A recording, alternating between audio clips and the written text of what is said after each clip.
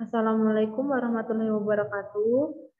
Kami dari kelompok manajemen investasi Universitas Pamulang.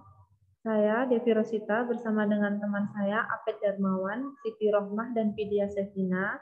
Kali ini kami akan mempresentasikan mengenai hasil riset investasi kami pada PT Gudang Garam Tbk, di mana PT Gudang Garam Tbk merupakan sebuah produsen rokok di Indonesia yang pusat produksinya berada di Kediri, Jawa Timur, yang berdiri sejak tanggal 26 Juni 1958 dan sudah terdaftar di Bursa Efek Indonesia sejak tanggal 27 Agustus tahun 1990 dengan kode GGRM. PT Gudang Garam Tbk memiliki 3 segmen pasar, diantaranya produk rokok, segmen industri kertas, dan lain-lain.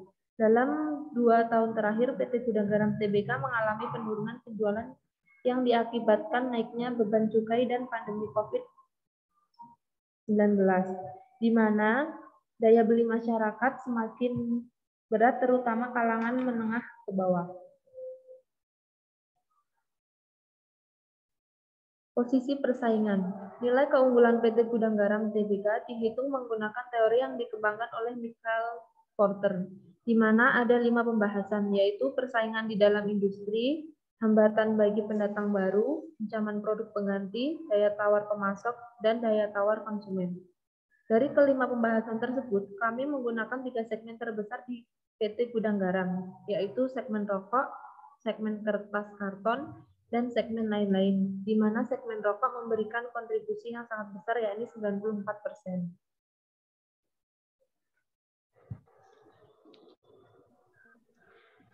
Di sini saya akan menjelaskan persaingan dalam industri. Dalam poin ini, kami menggunakan perhitungan capex dibagi penjualan. PT Gudang Garam Tbk memiliki pesaing, salah satunya PT HM Sempurna Tbk.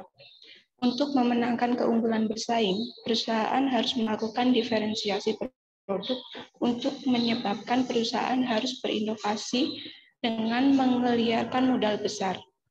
Jika tambahan pengeluaran modal mampu menaikkan pendapatan yang besar, berarti persaingan di dalam industri relatif longgar. Sebaliknya, jika tambahan pengeluaran mobil kurang mampu menaikkan pendapatan yang lebih besar, berarti persaingan di dalam industri relatif ketat. Berdasarkan tabel tersebut, tanda merah merupakan hasil presentasi dari PT Gudang Garam Tbk, dan tanda merah merupakan hasil dari PT HM Sempurna Tbk, di mana dalam 2 tahun terakhir keduanya mengalami penurunan penjualan. Namun hasil ini dari penjualan tidak mengalami penjualan yang signifikan. Yang kedua, yaitu hambatan bagi pendatang baru.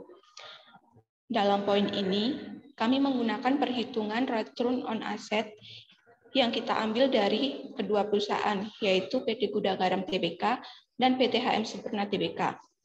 Berdasarkan tabel tersebut, PT Gudang Garam Tbk tidak mampu menyaingi PT HM Sempurna, karena hasil perhitungan ROA PT Gudang Garam Tbk lebih kecil, yaitu 9%, dibanding PT HM Sempurna, yaitu sebesar 13%.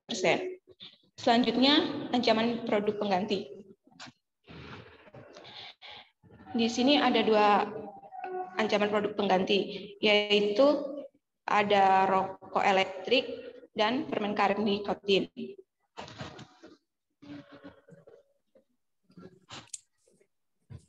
Keempat, daya tawar pemasok. Daya tawar pemasok yang rendah menyebabkan perusahaan harus membayar bahan baku lebih mahal, sehingga keuntungan yang didapat pada setiap produk semakin kecil. Begitupun sebaliknya, ketika daya tawar pemasok tinggi, maka keuntungan perusahaan pun semakin besar. Berdasarkan tabel tersebut, PT Gudang Garam menghasilkan rasio sebesar 11%, sedangkan PT HM Sempurna Tbk menghasilkan rasio sebesar 17%, yang artinya PT HM Sempurna mempunyai daya tawar yang bagus bagi pemasoknya. Kelima, daya tawar konsumen. Berdasarkan data tabel di atas, dapat dilihat bahwa PT HM Sempurna Sampurna Tbk mempunyai biaya iklan yang lebih tinggi dibandingkan PT Gudang Garam Tembakau, yang artinya dapat diartikan bahwa PT Gudang Garam Tbk lebih unggul dalam penawaran ke publik karena produk dari Gudang Garam lebih dicari konsumen daripada PT HM Sampurna Tbk.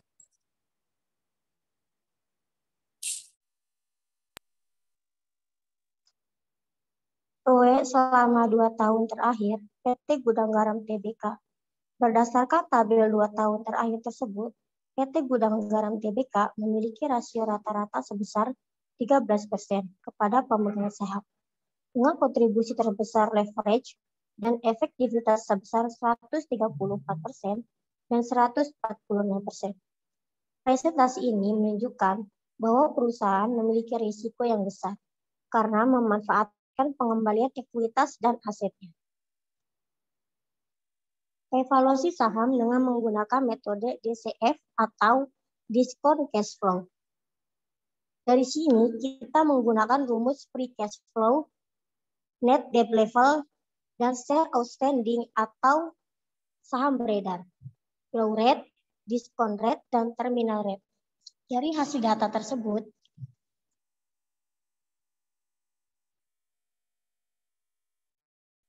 jika investor membeli saham Gudang Garam, sebaiknya membeli pada saat harga saham sebesar Rp8.392 miliar.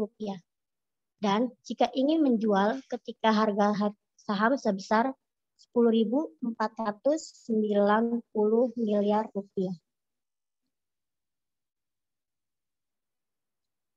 Demikian hasil dari riset investasi kami pada PT Gudang Garam Tbk.